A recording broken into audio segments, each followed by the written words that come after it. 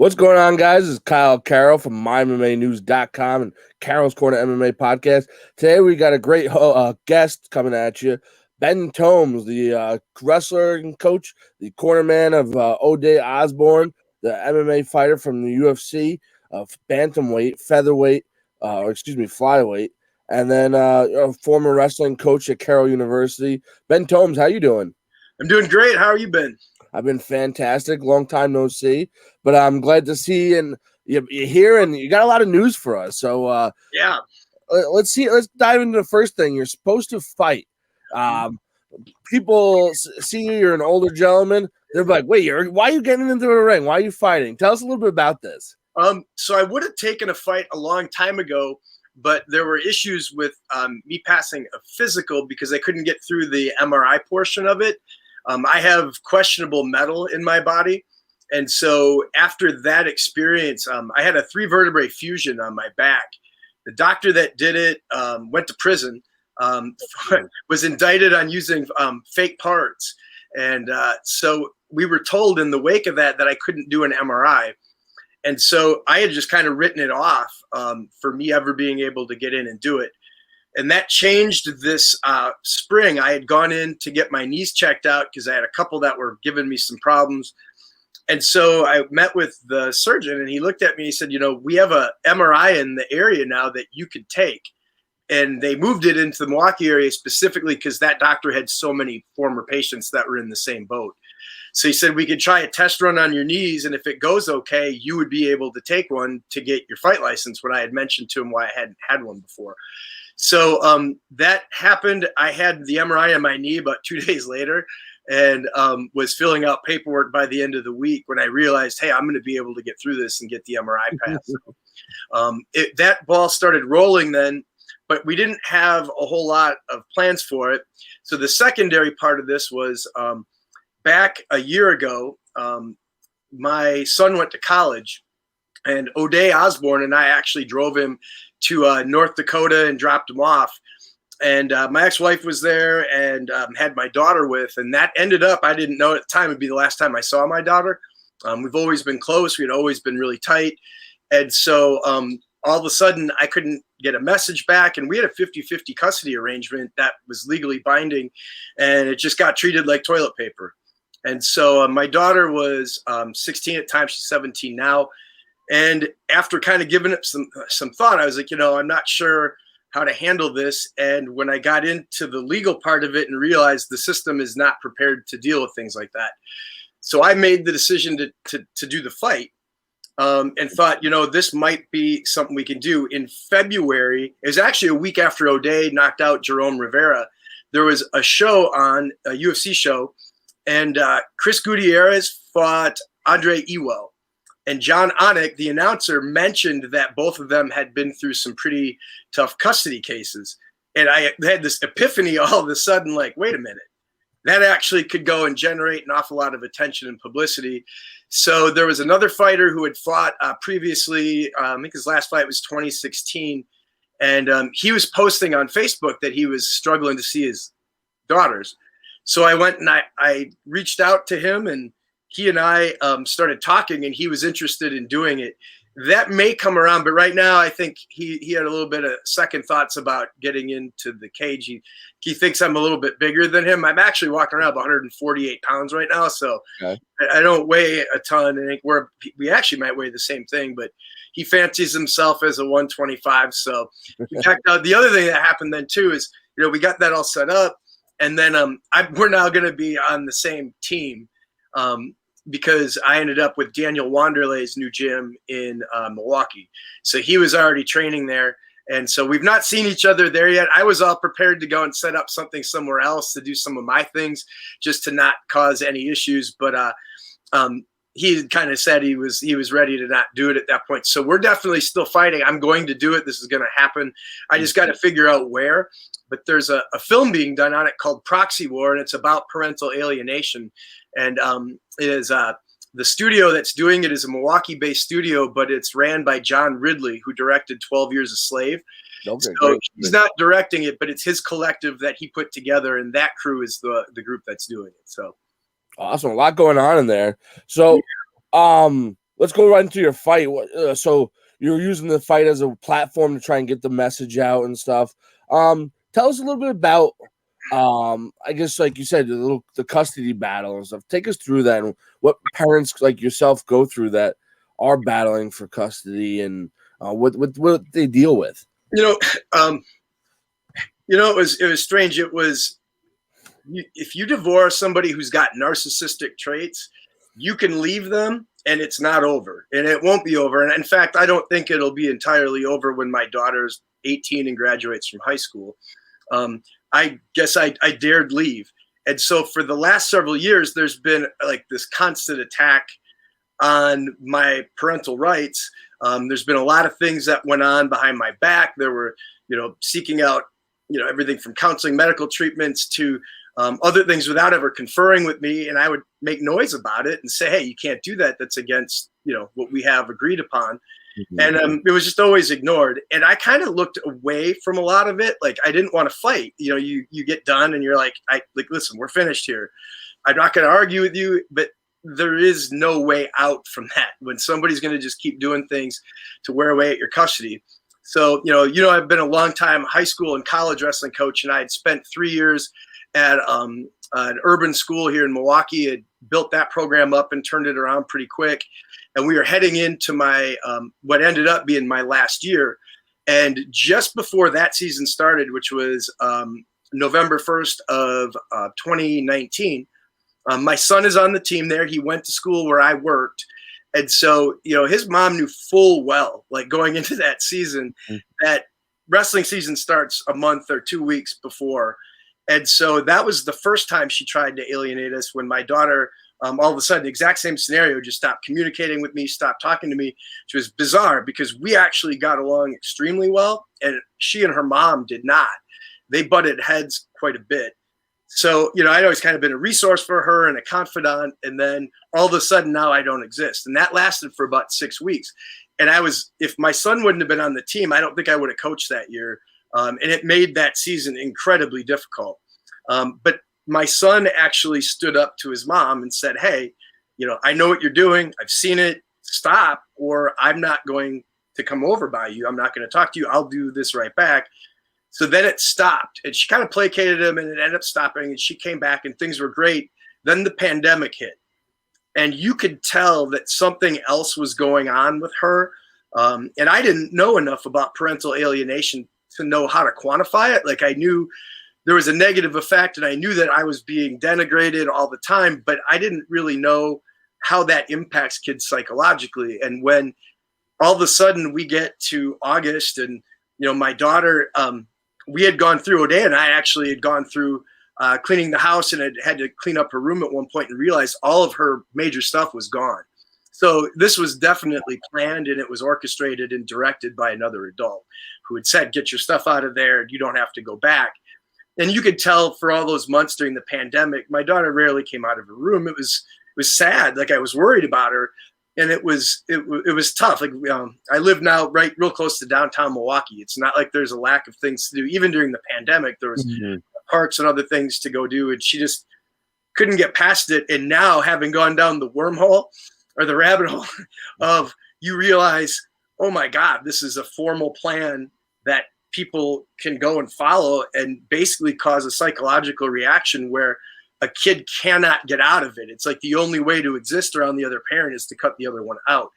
And when I started to do research on it and realized, oh my God, this has been going on probably loosely since she was little, but for sure it intensified over the last couple of years. And when you look at it as a race, or getting to the 18-year-old mark for your youngest, she saw a light at the end of the tunnel and said, this is my last chance to really do this. And it was without question what they did. We can prove it, but like I said, the system, they're not ready. It's not equipped. They're not ready, and not able to handle those things. And for me, it's like, well, you're going to be 18 in March. There's not a whole lot that I can do about it legally. So the fight became a big thing. And then we got connected to John Ridley's collective. And with Bobby Phillips, the guy tasked with directing it was a former student of at Custer High School, where I used to coach. So we had a connection. So now that is rolling. They started filming. They're going to pick it back up here they had to shut down a little bit because I switched gyms. So Okay. we're all set up and everything. They're going to start rolling here in the next week or two, and that'll be up and running. Awesome. The documentary sounds pretty interesting because I myself have seen people and know people going through the same thing, very similar. So it's a tough situation for anyone going through it, and the court systems aren't set up for it. No, it's been emotionally and mentally, it's been the hardest thing I've ever dealt with. And you know me well enough to know, Ode and I went through the death of a trainer that we worked for, was my best friend. And other than that, this has been the only thing that's really, really had that big of an impact on me. And it took that long to get past it. And I feel like about a year out from it now, because it's been over a year since I've seen her, and I think I have much better resolve with it. And thank God for people like Ode Osbourne and Leah Letson, who, beyond me training them, are just amazing people and close friends, and basically, both family members to me. So that's made it a lot easier. But if there are guys out there that have experienced it, please reach out to Kyle or to me, because we can get you included and get your stories included. Andre Ewell has agreed to appear on camera and talk about his situation. I reached out to him when this got going, and he was very excited to go and see that project getting launched. So it's awesome. I think Tim Hiley may speak on it, and some other local fighters as well. Yeah, more voices, the better, right? That's the way you get things moved and changed. So tell us a little bit about the gym change. You guys went from Pura Vida to now you guys joining Wanderlei. Tell us a little bit about this. The reality of the UFC, for one, Ode Osbourne, who I was his high school wrestling coach, his college wrestling coach, and then I was already involved in MMA and got him involved, and then we've kind of like risen up together. So at this point, I wouldn't call us a complete package deal, but we've been working together for so long. Like it's hilarious to us now. Like at this point, it's a crazy journey at this point. But Ode is 1 and 2. He had some tough breaks in his beginning of contract, and it took him till this last one to get to 125, which actually cutting the weight and all that was easy. That wasn't a problem. But there had been some conflicts. One thing that I love about having fighters at that level is access to the PI, the UFC's Las Vegas headquarters. And I spent a lot of time going out there and conferring with everybody from strength and conditioning to hitting gyms like Syndicate MMA and just kind of expanding what I already knew. And, people that know me, I jump in and do the kickboxing, I grapple. So I came in as a wrestling coach, but I knew I needed to understand other stuff. And the only real major motivation I have at this point is to win a title. Like for me as a coach, I want to corner somebody who is the toughest human being in the world. And, the UFC's got the best collection of talent there. And so that's a huge motivating factor for me. And I think we had really hit a point where we realized that our goals and my goals, they didn't line up. Like they were happy to have guys there, and they're amazing at it. They went from nobody. They had Zach Otto, who's a great dude, and loved working with him. A very talented guy. He went 4-4 in the UFC, and that was their first guy through. When I got hired there, he was the only UFC rostered fighter they had. They've added 4. And being able to host shows definitely helps them get people signed. But there's a whole different level to this. If you get there, you got to survive when you're there. Right. It's a league of murderers and killers who somebody stops them when they're out there. Like it's insane the danger factor that these guys carry. Even somebody who, a New York guy, Brian Keller, is not viewed as like the top guy in the league. He's a dangerous ass dude. Right. Brian Keller is tough as hell. And again, like he's capable of beating guys like Renan Barao and, Ode. And, we ran into him in Ode's debut. But there were things I think we started to realize. Ode struggled, I think, mentally a little bit with that fight. If you remember, it was supposed to be on the undercard, on the early prelims, on the app, the UFC app, and it ended up on the main card of a Conor McGregor pay-per-view as his debut fight. And it's tough. I think you have to have the right environment to go jump in and to not have that be a thing. And I think when he took that loss, the world shut down about a month and a half after it. And he and I had to really do a lot of soul searching. We had nothing else to do but to go and really dive into our own heads and go, hey, what can we do with this? What happened that night? Why was that such a struggle? So he and I had really gotten even more so on the same page. And as we kind of talked and looked at things and realized there were some deficiencies and some things that just didn't fit for Ode and for me as well. And I felt like it was time to make a change. So we were nearing that. Ode woke up the day after his loss more recently. It was a really bitter one to take. If you watch the fight, he was cruising and was like, if you, especially if you know him, he saw everything he needed to know. And the sad irony is that we were going to probably do the same thing. That ended up happening to us going into the second. We had set it up with those low single attempts, and we're going to do that and come up into a flying knee. And he got hit with one. But the bitter part of it was not that he got hit with it, that he wasn't out, he wasn't hurt, he was fine. I'm not just saying it, it just burned you a little bit because he knew he was good. He knew he got hit hard, but that slap sound that they made, it was his neck. It wasn't like it hit him square in the dome. He had turned his head, and in fact, when he went down, his head never dropped back.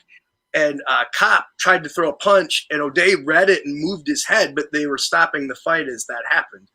And, it was a non-UFC official, Texas used their own officials. We went out that night. We had fun. It was like, hey, it happens. He was definitely in the right mental space. We got there. Again, just kind of a crazy fluke set of circumstances. But the next day, he woke up, and he came in talking. He's like, hey, I think it's time. It's time for me to pull the string. So he's moving to Las Vegas, at least for his camps. And then he'll split time between Daniel Wanderlei and Joe Nichols, who I worked with at Rufus Sport previously and are just amazing technical coaches and great people. And then he's going to go with John Wood at Syndicate, where I go and take classes when I'm out in Vegas at the PI. So he's going to end up in a good situation. I don't know if it's a forever thing, but it definitely was just time for a switch. We were talking about it loosely a little bit. Leading up to the fight, no, because we didn't want to distract him, but it was time. Absolutely. And now, what are you doing with yourself while your amigos out in Las Vegas? Are you continuing to coach? I know you're training for your fight. You got that coming up. Where are you training? What are you doing? And so knowing that my fight was a little ways out, the realities of being 49 years old and working in MMA, I'm moving a little better now, but like I went 4 days without my arthritis medication. And I went to Summerfest last night and was walking around, and I was like, oh my God, is this what it's going to be like in 10 years? It's terrible. And I can't really complain about it. I've gotten a lot of use out of this body, and I get the snot kicked out of me, especially warming up for UFC fights. It's luckily I get ready for it and I train and I put myself in positions to absorb it. But my God, these guys, when they get into that mental zone, you got to be ready. And so right now I've been spending a lot of time working with Leah Letson, who is about ready to fight after a 3-year layoff. And that story could be its own movie. It was amazing to see her battle back, but she's fighting Felicia Spencer on November 13th. That just got announced. So it's been a 3-year process. She had to shut down from overtraining. And that's one of the reasons I learned an awful lot. And it was a lot of stuff that happened long before I was in the picture. In fact, she's only fought on The Ultimate Fighter and then her one UFC debut since I came in. So a lot of the stuff I've done with her, people haven't been able to see yet. But I came in and we just kind of hit it off and got close and kind of watched what she had to go through. And when things kind of hit a wall and, where we had been just didn't want to own up to like, hey, you pushed her really hard, and it lands on women differently in MMA. It's not because mentally they can't handle it. Leah's one of the toughest human beings I've ever been around. But physiologically, especially when women are in their 25 to 30-year-old range, those weight cuts, everything else, take a huge toll on somebody's body. So that's one of the reasons I learned so much is I went out to the PI with her, and I've been out there with Ode. And actually, your former fraternity brother, Dan Kaminsky, did Ode's strength and conditioning. Okay. So Dan was the liaison kind of between the PI and then me, and going back and forth, kind of just overseeing what they were doing. And I picked up a lot of really useful information from him. Matt Holt gave him a ton of stuff too, one of your other brothers. And absolutely.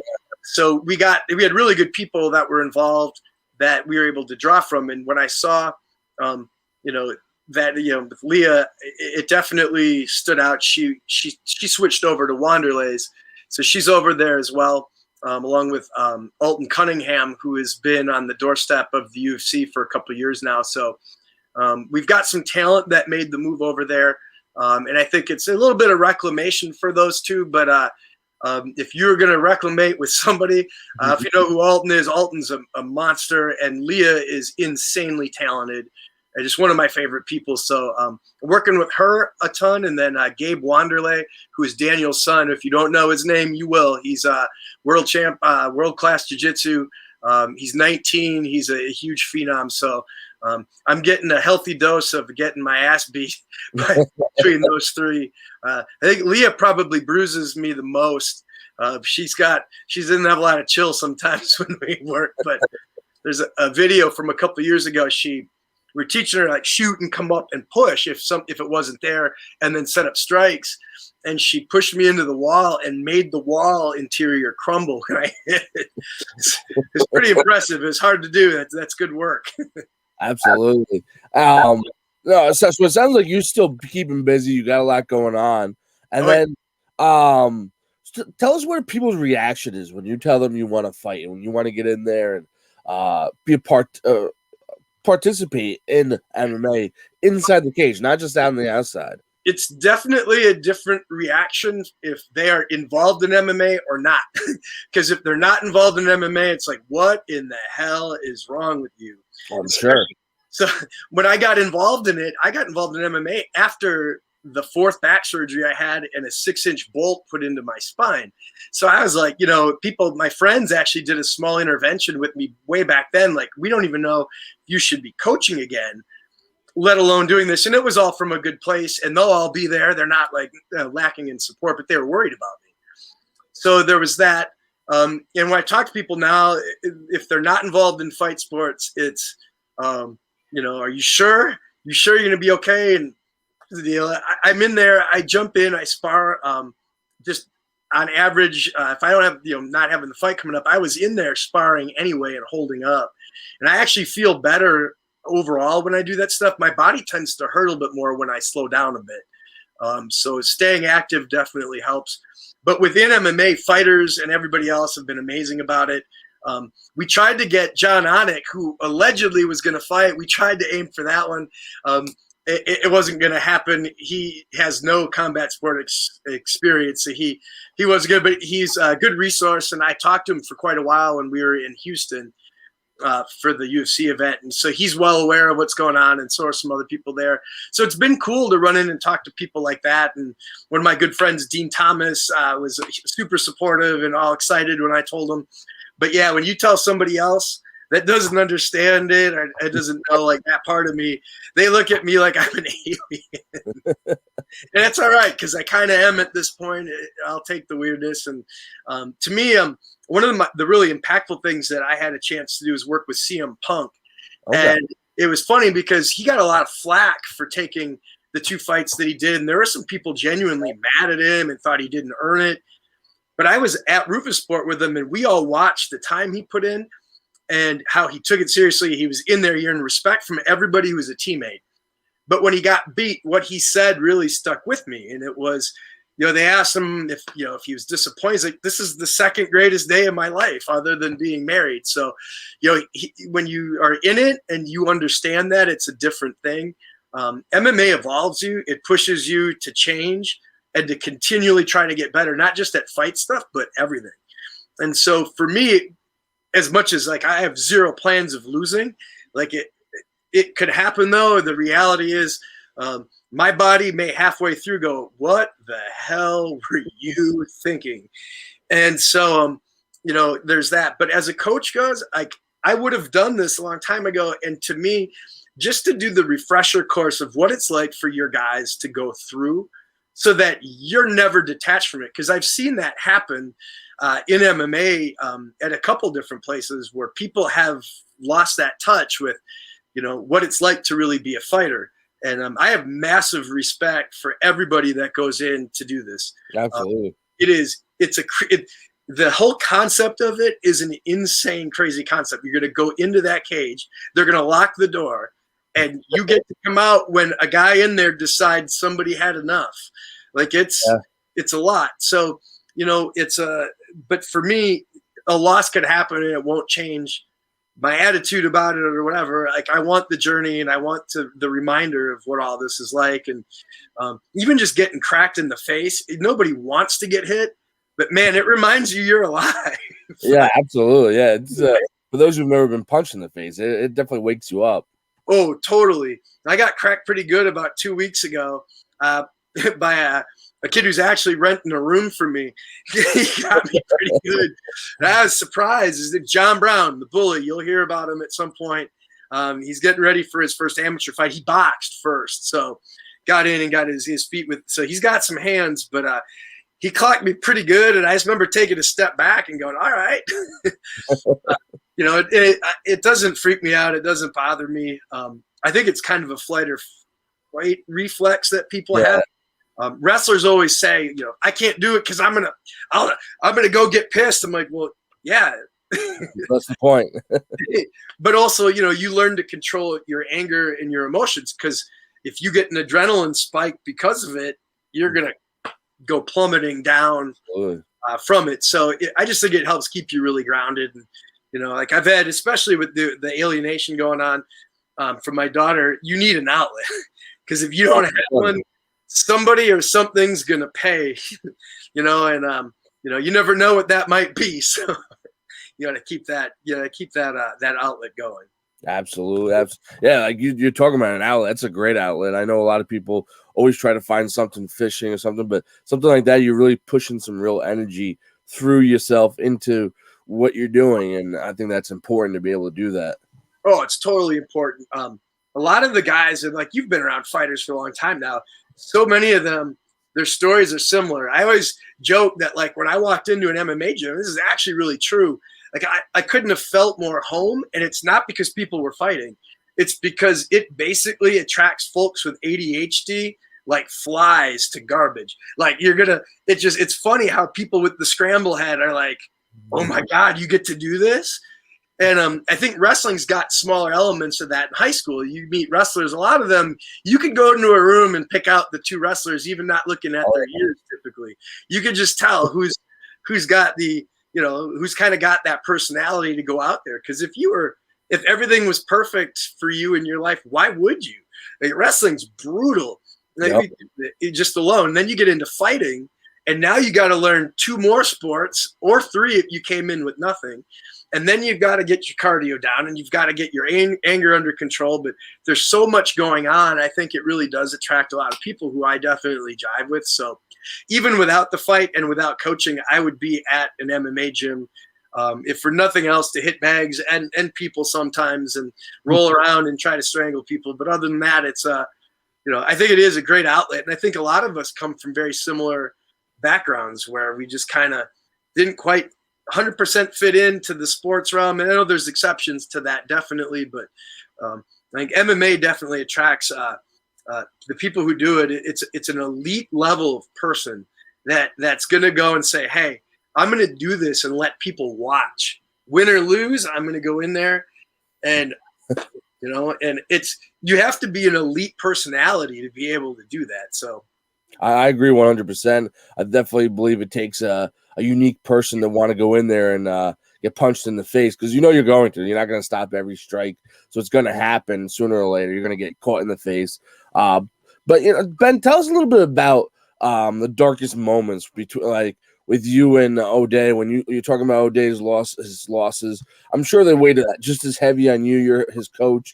I know, being a coach myself, wrestling, football, and when you have a loss, you start to question yourself sometimes. You're like, oh, am I doing the right thing? What am I doing wrong? And then you have to kind of like redial in and be like, you know what? I know what I'm doing. I know exactly what I need to fix, and go back, watch film, whatever it may be. But tell us a little bit about some of those dark moments, because a lot of people don't see that side of the sport. They always see the glory, the holding the belt, the money, but they don't really see the real side where majority of the fighters are on, is suffering losses and the aftermath of that. It's tough. This last one in particular is really tough. I'll get that in a second. But I know for us, before he had ever even lost. Ode was skyrocketing at Waukesha MMA under Reese Shaner, who I have more appreciation for him now, and I never lacked any. Years back, he was a visionary. He saw ahead, and he was highly open-minded in terms of technique and just ideas that maybe he didn't agree with. He would roll with. And Reese, when he died in that motorcycle accident, it was a terrible tragedy.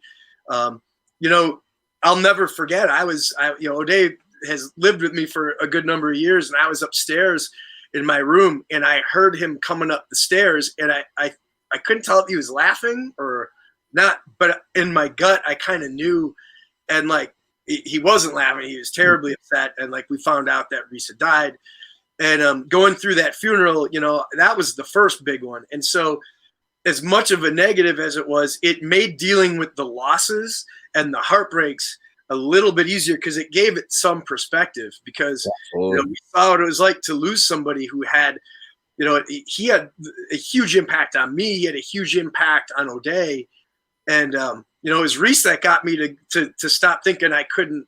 I had to not listen to my surgeon, who turns out was not very good at what he did anyway. But Reese was like, you can do the cardio class, you can do MMA class, and next thing you know, you're in there. But he had such a positive influence on us, and then to lose him was tragic.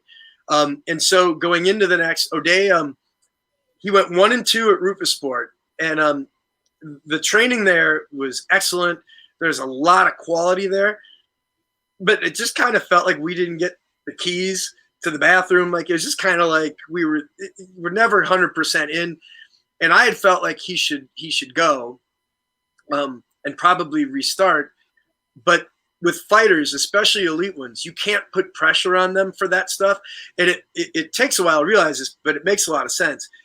If I put pressure on Ode, you need to leave, and I wrote him, I think if he had given in on that, like that's not a good sign for somebody whose job is to go fight in a cage. Like you need to be resistant to things typically. So he was very adverse to leaving, but as we talked a little bit more, I didn't have to bring it up at all anymore. I just, when there's an idea or something I think that we should do, I'll say it. It's up to him. It's his career. The drop to 125 had been talked about for a long time. He walks around under 140. So I never had him cut weight as a high school or college wrestler, so he didn't have a lot of experience with it. But I did agree in the UFC that was probably his weight class. Mm-hmm. And so when I brought it up, no, I'm not doing it. So I let it go. But the way Ode is, all you have to do is introduce it. And if you bring it up the right way, he'll do the thinking and come around to his own conclusion. So we had pretty good rapport on those things. But dealing with the UFC losses, the debut, that one was, hey, you know what? You helped the organization out. They moved you to a main card of a McGregor pay-per-view. And he fought a pretty experienced fighter as well. Yes, and was doing amazingly well. Yeah. And then just kind of like the scenario caught up with him. I'll never forget this. I don't get nervous over stuff, and a lot of people might not realize this, but if you coach wrestling in a state like Wisconsin, I've coached in front of crowds that big multiple times. Oh yeah, state finals and everything. It sells out. Like people don't realize, like that's a zoo. The Wisconsin state finals, New York, I know draws well. Like you get some of that experience, and you have to stay calm. So I kind of already had that, but I remember I was leaning on the cage like this. And I looked to my left, and I'm like, it's Hawkeye from the Avengers sitting right there.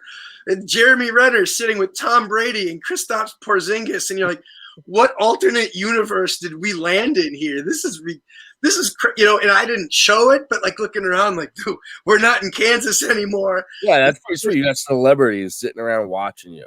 I've coached Ode at a bar before that they crammed in, and one of those bars, his foot broke through the floor of the cage, or his opponent did, and they had to call it a no contest. So, it makes you laugh a little bit when you see that. And, it was hard to read him a little bit after that one. He had the next fight. We waited quite a while. He wasn't hurt. We're not sure why it took a year plus for him to fight again. But he fought again and got a quick knockout. And then we're thinking the turnaround would be a little faster. But with this one hurt. This one, There was, I think if you know fighting well and you watched it, could see he had everything down. He knew his timing. He knew everything else. And with the Rivera fight, Ode and I worked a lot on the mental part of it, and literally almost to the point of self-hypnosis. And if you watch fighters, the calm ones are sometimes insanely tough to fight when you can stay calm under pressure. It doesn't mean you'll always win, but I know with Ode, it's funny, I now have been around him enough when he's hit that like mental space, he doesn't come out of it right away. This last one, we were together in the back, and you could see when it really sunk in, and he knew like that one got away. And for whatever the circumstances were, we didn't make any excuses about it. The reality was it was a terrible stop. Like, I mean, I watch a ton of film and a lot of MMA. It's at least what I've been associated with is probably the worst one. I don't know if I've ever walked away from a fight where I thought it was a pretty questionable stop, but that one I definitely felt like it was. And it's unfortunate because a situation like that with a flying knee, a lot of times they are pretty devastating. But when like he's going forward, he catches the neck, falling backwards. There's really nowhere for you to go but backwards, so you're going to hit the canvas, and then trying to get up right away. The referee's on top of it because of the knee. He yelled right away, "I'm good!" And his head, if you watch when he goes back. He actually, the whole thing with MMA is you have to intelligently defend yourself. Yep. Ode went to butterfly guard, which is why Cop couldn't even throw a good punch. He read it and moved his head, but there was nothing on it because Ode had his toes hooked and like got that guy's balance off. So he went to butterfly guard right away, which to me showed intelligent defense. And so, it was tough. At the end of the day, like, if you've come up through wrestling, you don't go to your back. Like, I've never argued a call where we were pinned, even when there were some that were terrible. You just don't argue that because as soon as you do, the excuse is built in, even if it accurately could get called. On this one, I don't like the stop, but I'm not going to say that, that guy still threw a flying knee and it hit and it landed. And you can't have those things happen just simply because it sets that up. But he handled it like it hurt him. I know definitely hurt his pride a little bit, but he knew like when you're 1-2 on a contract, like something's got to give, or you're playing with fire. And he's got way too much talent to risk. How many more fights does he have left? He's got one left on his contract. But what's good about it, he's at 125. There's maybe, I haven't looked at recently, maybe 25 or 30 guys in the division. It's not a big division. Yeah, they cut a lot of the guys a while ago. They cut a ton of guys from the league. And so, you listen to people talk. I think some of the pay structure is going to change in the UFC, and I think that's what a lot of that was. But they're not there yet. And so he's talented enough. I think even if it did happen, the sad reality is that at that point, you're almost going to get a pay increase going elsewhere when you're on that first or second contract with the UFC. So yeah, it's the big time money is going to be easier typically with them, but like that beginning contract is a little bit of a wash as far as going to a Bellator or to a PFL or a ONE FC. I don't think that's going to come up though. I think he's going to do fine, especially being out in Vegas. Like he's going to get a lot of exposure. You've known him for quite a while. This is a kid who had something big written all over him. The second, if you meet him, you just kind of know. And I felt that way when I met him in 2007. You could tell there's something about that kid that had a little aura to him, and that hasn't gone away. And it's been fun to watch him grow up in this. Absolutely. There's no doubt about that. Now, does he have a fight booked? Like you said, he's off to camp. Is he just going out there to start getting going, or is it? Yeah, he's on the suspension from even though he's never out. They have like the because you get knockout or TKO, you're suspended for a bit. So I think when they get through the 30 days or 45 days or so, I'll bet you that names will start surfacing for him. We found out one of the things that prevented him from taking short notice fights before was just precautions. We hadn't had him cut weight before. So we really didn't know how his body was going to respond. And it wasn't a ton of weight, but that kid's got virtually no body fat on him. So you're talking about just a largely dehydrating weight cut. But The plan that we had was so good. He didn't suffer. He ate pretty much every day all the way through, except for maybe the afternoon and the night before the fight. But rehydrated quickly, and so now we know. So taking a short notice one would be a little easier now. Mm-hmm. He stays in good shape almost all the time. So fight shape. He literally has. For those who never met Ode in person, the kid's shredded. He's got no body fat on him at all. He's probably 5%, if that. Probably less. He was about 3 or 4% one year. We had to get doctor's permission in high school for him because it was so low. Jeez. And so I'm going to guess it's probably not a whole lot different now, although he has spent the last 10 years in Wisconsin, in which, lots of cheese. There's a lot of beer and a lot of fun food and a lot of fun things to do where they eat and drink. So absolutely, definitely kicked up for him. But he's in great shape, and he's I think the weight cut that showed us he's good. He can do that whenever he needs to. So that's not going to be a problem. Awesome. So once you have your opponent fight booked and a place to fight, what's the go time for that? How soon do you want to get in? I've got a couple things. I'd like to get it in before the end of November. I really, really want Leah and Ode to corner me. Okay. I want them around, or at least for sure there. But Leah is deployed. She's an active duty Air Force member. So she fights Spencer November 13th, and then 2 weeks later, she leaves for Texas for 9 weeks. Oh, shoot. So I think she's going to end up she's in the same town where Wayland Baptist Academy is, which is a college. They have a women's team, and that's where Mensa Scott won a gold medal. She trained there. That was her alma mater. So there's a really talented women's wrestling team there. So the 9 weeks will be productive, but she wouldn't be able to come. And I think, I think she definitely would want to be there. But it may get to a point just where I've got to take it whenever it comes up. So I'm hoping that we hear something from a promotion. And, ideally, I would have loved for it to have been in Milwaukee or Wisconsin, but there's a bigger message to get across here. So if I've got to do it somewhere else, so be it. That's where I'll do it. I just want to make sure that it's handled right and that somebody appreciates what this could do. Because I really think, you think about, you see some of these older guys in the UFC, and it's sad to see them go out the way they do, but they still have skills and can still fight. Mm-hmm. But even a veterans division somewhere, I think would be super smart to go and give an outlet to some of these guys where they can still go do that and maybe have something where it's a little bit set up. And I also think, I went to Summerfest last night. We're going again tonight. I had to tell you, the pandemic was rough on my demographic. Folks are struggling. You could tell it was not as productive as I guess maybe I made it. I was just bored. And I live with a UFC fighter and have for a long time. So he needed a partner to go do something to. So it kept me in some type of shape. But, I would love to get that done before December 1st, if possible. And as far as location goes, I don't really care. As long as people that I know get a chance to see it, I'd be thrilled no matter where it was. It's a unique opportunity, and win or lose, I just want to make sure that I go out there and I enjoy it and it's a fight. I don't want to go out there for a wrestling match. I could do the Badger State Games and go and be like, hey, I'm going to go do what I've done. I want to go out there and, and actually go through the process. I really want to fight. I've worked on stand-up longer and more than anything else since I got into MMA as far as my personal training.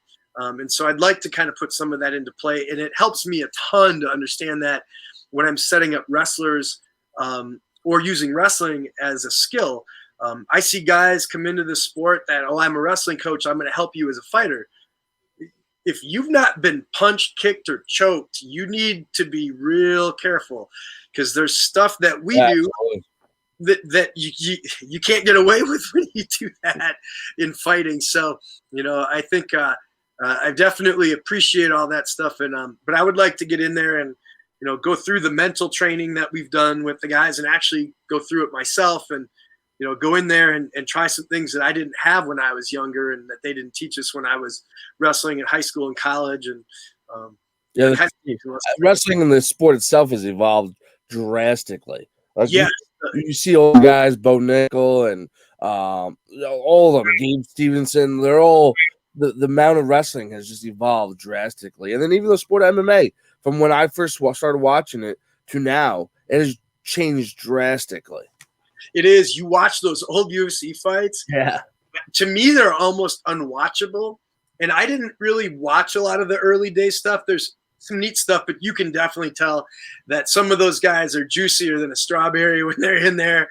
And you had like it affected things, and you could go in there and you see the crazy punching and just wild stuff. You can't do that anymore. The sport's evolved. And if when guys come in, if you don't constantly evolve, you get steamrolled. And in fact, I would argue during the pandemic, with fights happening again and again and again, that the sport's evolved more in the last year and a half to 2 years than it did during any other period. Because traditionally, I view MMA like right now, if you watch the old football clips from the 1920s, and they've got the leather helmets, if you see the old baseball clips and they're all running upright, and that's the era of MMA that we're in. We're still in the infant stage of MMA. Yep. But man, it's grown up a lot in the last year, and you see crazy scrambles and other stuff. But it's it's a crazy sport. I think the best description I've ever heard came early was it's a combination of shitty technique from 3 sports, because it just kind of waters down into you can't go in there and be a classical wrestler because you're going to get burned with some of it. You can use parts of it. You got to figure out what's applicable and which ones are not. Same with jits. And if you go in there just as a striker, you're going to end up having to go through a wrestling crash course at some time, because you're going to give them to get taken. And that's why you got guys like Jake Paul fighting wrestlers like Askren and Woodley, because he knows they don't have the striking capability, because like you said, they're doing the watered down version to survive in an MMA fight, which will succeed for them, but they're using the wrestling and everything else to help them along the way, in addition to the boxing and the jiu-jitsu and everything else. And then you get a guy like Jake Paul, all he's doing is boxing. So kid's athletic, kid knows how to, has been trains every day, works hard, but and then it's tough to see when a guy like Woodley throws 6 body punches. You're not winning a fight. No, in MMA, the body punches are a lot trickier, because you got to lean in a little bit, and you've got the threat of knees and kicks coming up. So you can go in, you got to keep a shield up when you go in. In boxing, you get a little bit more leeway to go in on that. And you're exactly right. That's and it's good for those guys that they get a payday. But it makes me wonder a little bit, because the guys that are taking it for the payday have had big paydays. And to me, like, I get the whole ordeal, like I get why maybe somebody wants to go in there and get another big check, but it's also like, I would understand it more if it was somebody who never quite got in on some of that, and why they want to try to go and get a bigger check. But, there's a damage to legacy, I think, that can happen. I think so. I agree 100%. Like, I'm a huge Askren fan. But I think that kind of damages his legacy as this world champion grappler, wrestler, MMA fighter. Like, he was a champion Bellator, 1FC. And I think this tarnishes his legacy a little bit, getting knocked out by some asshole who's making YouTube videos. Yeah. Yep, exactly. And I think, make no mistake with Askren, even though, people kind of like, when he got to the UFC, he got kind of dumped on a little bit because he went 1-2, but they signed him, and let's be clear, and Ben will never come out and say his hip was gone when he got and a lot of people don't realize he got that, like you're saying, got that hip replacement right after he finished his career. Prior to that, I really believe he would have come in and run through the UFC. I think at one point in his career, I think he'd have been really hard to deal with. But by the time they started to consider him, it was a little bit past his prime. And the thing is, I've known that kid since he's 14. That kid's put in enough time. It's funny, they always like celebrate Dan Gable and how hard he worked. Askren might have actually blown some of that out of the water, in particular with the live wrestling that he would do. He did more live wrestling than any human being I've ever seen do, all the time. And, so at his peak, he was really, really, really good. And he never really got his fair shake. But he also was extremely well off by the time he took that fight, which kind of just made me go, yeah, you made good money. That's awesome. You already had a lot. Yeah. I'm a high school teacher by trade. I teach online now, which gives me a lot more flexibility with being able to be around and coaching fights and everything. But you're not getting rich doing what I'm doing. And I look at some of that, and it's like, it's a little tough for me to fathom if you already have lots to go and put that. But to each their own. I wanted both those guys to win bad. I didn't want to see them lose. Yeah, absolutely. I know Tyron too because he was at Rufus Sport. I didn't coach him, but I know him pretty well, and he's longtime coached by Dean Thomas, who I know well. And so, I've got connections to both. I wanted to see them do well, but I didn't have a lot of confidence that either of them would win. Not because they suck, but if it's a different sport. You take somebody and bring him into a wrestling match, what's going to happen? Well, it's going to be over and done with. And even if somebody managed to survive the takedown and you start on the mat, it's going to be a scrambled mess that somebody's going to be confused on, and then it's going to be really difficult. So, yeah, I wanted to see them win, but I'm right there with you. It's tough to watch with that. And I don't watch it. I'll catch clips and replays of it, but I'm not paying for that pay-per-view. No, I didn't pay for it either. I waited till after it came on, was on the next day. You see all the clips and everything. But no, I agree. I'm not paying for that. That's also not going to infect my computer with some virus to try to watch a link off of Reddit either. So right, some Russian. Absolutely. Awesome, Coach. How can people find you if they want to get involved with the documentary? Check it out. Any time frame when this will be coming out? So some of it hinges on my fight. We've got a list of field experts with questions written out for all of them. And that stuff's going to start up here pretty quick. It's going to be, most of the time will be post-production and then finishing up other interviews and getting clearance for using certain music and other things. I'm going to guess middle of 2022. I'm going to guess. There's also a shopping around process, and I'm still learning some of that. So once it's done, the studio will go and try to kick it out there and get some people to pay attention to it, put it in some festivals and see what the reaction is to it. So I'm guessing that I'm easily found on Instagram or Twitter at Coach Tomes are usually the two best ways. Or use Coach Tomes at and pick Gmail, Yahoo, or Hotmail because I've got all of them. But typically, if they want to reach out and find me on Instagram or on Twitter, it's COACHTOMES. It's usually the best way to find me and track me down. Awesome. And for those who don't know, Coach is also an author. He has a book out. Real quick, if you want to briefly talk about your book. Yeah, well, I put them out a few years ago. I got a volume 1 and 2, and I've got 3 and 4 basically done. It's on my list of things to tackle to get those out. The books are on growing up with ADHD before ADHD because I was just an asshole. Like nobody knew. It was like, oh, there's a reason you don't sit still. There's a reason that you went and did that to that teacher or that school bus driver or whatever it was that I did. And so it's a collection of stories of bad things and bad behavior that I did. It's called Confessions of the Unmedicated Mind. Growing up with ADHD before ADHD.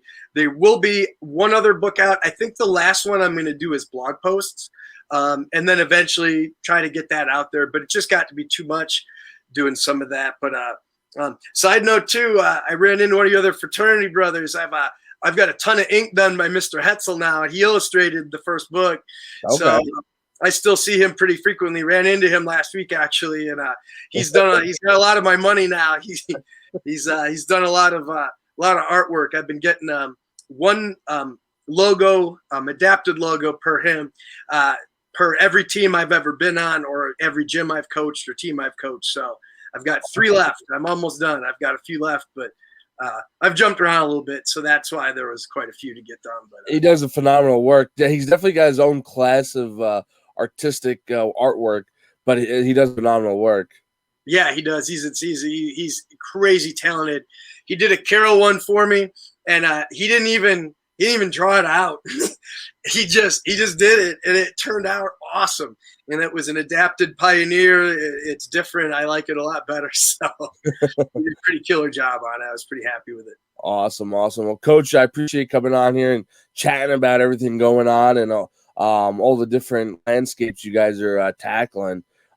Looking forward to seeing you get in there and fight. When you do, I hope it's being streamed so I can watch from New York.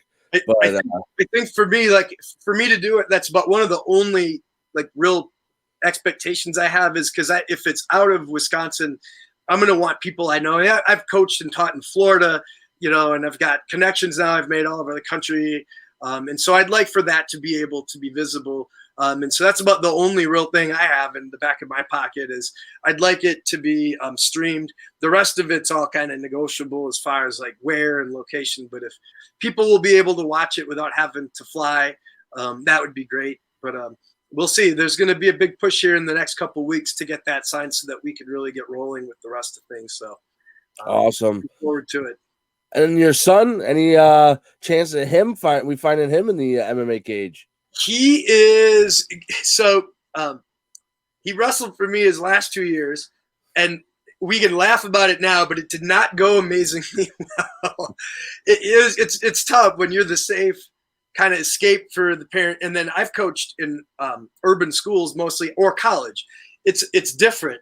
It's not how he was used to. And as far as getting along with kids and everything, it was great. But I think there's a little hesitation initially, but it sounds like I think he's going to actually start training at Wanderlays just to train. I believe he's looking at some options. He wrestled at Minot State University last year.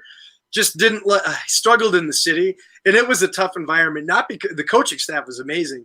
Minot State, if you're ever looking for a great coaching staff, they were incredible. And he had a great season without matches, but he had a great season. He was competitive in the practice room, and they really liked him. He only weighs 128 pounds yet, and he's 5'11". So he's got some height and he's got some reach, and he's gotten a lot stronger. I would love to see him do it. I just know I'm not going to push him into it. I want him to come to his own on. I did the same with wrestling. He didn't start wrestling really till 8th grade. And so I wanted him to make that call. I've watched too many kids get pushed into it by parents. But I think he's going to start training here. And he is transferring to a school down in Florida. And I think he's probably going to do Air Force National Guard. That's what he's looking at right now, just to get him a little bit more structure and some support. But he's I believe he's going to start next week. He said he had me send him the schedule today for Wanderlays, and I think he's going to get up there. And he likes grappling, and he's had some success when he's done grappling tournaments and everything. So I think that could be an outlet for him alone. But I would just love to see him choose what he likes to do, and if it's fighting, that's great. I doubt I'd corner him, or other than if he's in a class I ran, that's a little different. But I think I'd probably step back a little bit and let, especially with guys like Joe Nichols and Daniel Wanderlei, you don't need to worry. They're in such good hands. And, we have other people there that could sit and cover other parts of it. It's just easier sometimes when, Xander and I are extremely close. So, for us, it's I think it'd be a tough thing to have me be right along for that ride. I'm not planning on doing that with him, but if he gets and jumps into it, if he asks me to do it, I do it in a heartbeat. But awesome. I'm not going to impose my will on that young one. So. Absolutely. Well, best of luck to him. Best of luck to you. Best of luck to Ode as well. I know you speak to him all the time. Tell him I said what's up. But definitely looking forward to seeing you get in their cage and fight and getting the message out there and spreading the word. Well, you'll hear all about it. I won't shut up about it once it gets close. Absolutely. Coach, I appreciate coming on, and thank you. All right, take care, man. Have fun in New York. Will do. This is Carroll's Corner MMA Podcast, and we're signing out.